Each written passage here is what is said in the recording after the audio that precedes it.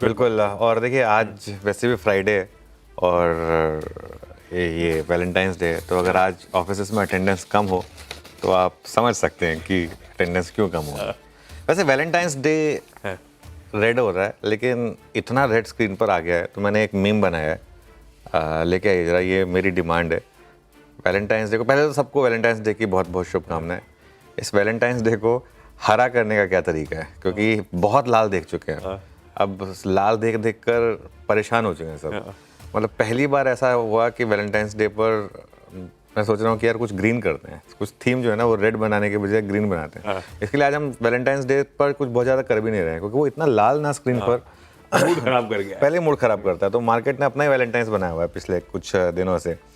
खैर एनीवे, ये तो बात हुई एक कैजुअल नोट पर, लेकिन आशीष मेरे ख्याल से कल जो विजुअल्स आए ना, मैं उनसे शुरुआत करूँगा। बहुत स्ट्रॉन्ग विजुअल्स हैं वो, और डोनाल्ड ट्रंप और प्राइम मिनिस्टर मोदी की जो मुलाकात हुई, और विजुअल दिखाइए एक बार ज़रा। ये देखिए, ये विजुअल्स हैं, और इसमें ये विजुअल्स तो हैं ही, एक वो पिक्चर जो थी जिसमें डोनाल्ड ट्रंप और नरेंद्र मोदी गले मिल रहे हैं, वो वाली फ़ोटो लेकर आइए।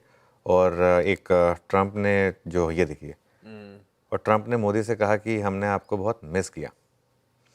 और एक बात बताऊं मैं आपको, ये फैक्ट है कि पिछले 4 साल में ये एक बॉनहोमी थी जो हमने मिस की थी, जो ये इंडिया अमेरिका के बीच में। दिक्कत पता है क्या है? कहते हैं कि दोस्तों के साथ व्यापार अच्छा नहीं होता, व्यापार करना हो तो फिर वो दोस्तों के साथ नहीं होता। तो अब दोस्ती ठीक है अपनी जगह, लेकिन साथ ही उन्होंने ये भी बोला कि भाई सबसे ज़्यादा टैरिफ आप ही लगाते हो हमारे ऊपर। लेकिन खैर कुछ पॉइंटर्स प्ले करिए अब जो उन्होंने बात कही। 2030 तक उन्होंने ये कहा है कि दोनों देशों का कारोबार हमको डबल करना है, और $500 बिलियन तक पहुंचाने का एक लक्ष्य है। डिफेंस इस पर काफ़ी इंपॉर्टेंट है। आज देखेंगे स्टॉक्स कैसे रिएक्ट करेंगे, क्योंकि हम तो काफ़ी मेक इन इंडिया कर रहे हैं आजकल, लेकिन F-35 फाइटर जेट वहाँ से लेने की बात हो रही है, और एनर्जी और ऑयल ये सप्लाई करेगा US.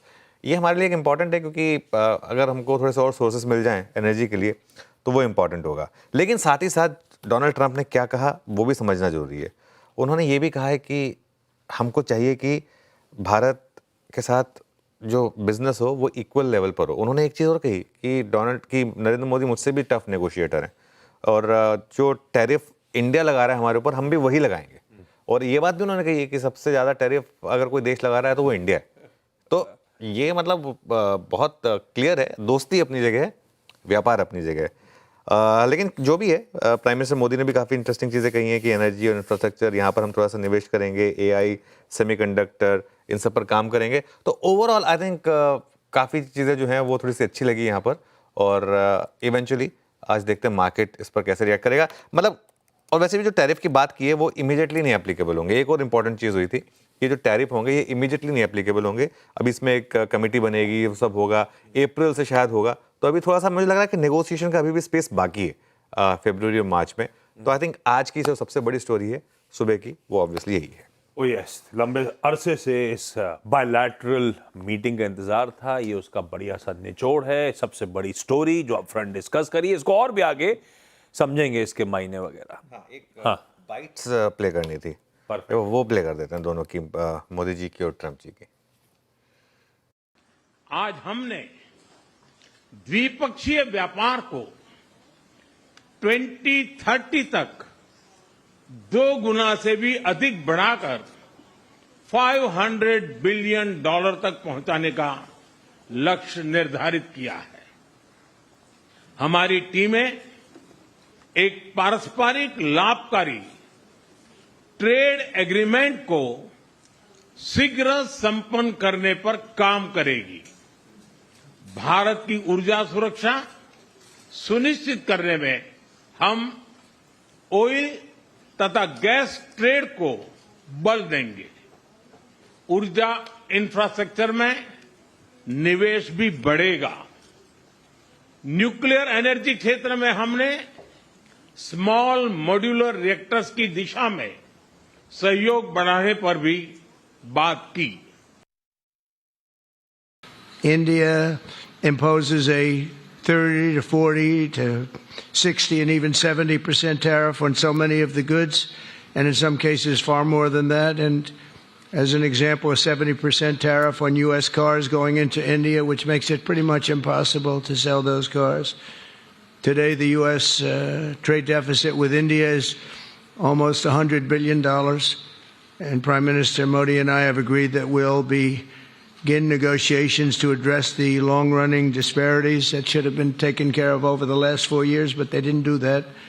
In the U.S.-India trading relationship with the goal of signing an agreement, and we want a certain level playing field, which we really think we're entitled to, and he does also, in fairness. So we're going to work on that very hard. India's been to us just about the highest tariffed nation anywhere in the world. They've been very strong on tariffs, and I don't blame them necessarily, but it's a different way of doing business. It's very hard to sell into India because they have trade barriers, very strong tariffs. हमारे trade tariffs को लेकर Donald साहब और उनका administration concerned. खैर अब negotiations होंगे आगे, देखते हैं। कुछ हद तक बजट में लीवे दिए गए, कुछ टैरिफ्स रिड्यूस हुई हैं और अब तो सब कंट्रीज सर एक्टिवली नेगोशिएट कर रही हूँ 1 अप्रैल से पहले। खैर वो सब बातचीत होगी, अभी डिटेल में सब कुछ उतरेंगे, समझाएंगे ओवरनाइट सारे डेवलपमेंट्स, उसका निचोड़ समझेंगे मायने और कैसे आज के सेशन को अप्रोच करना है। लेकिन पहले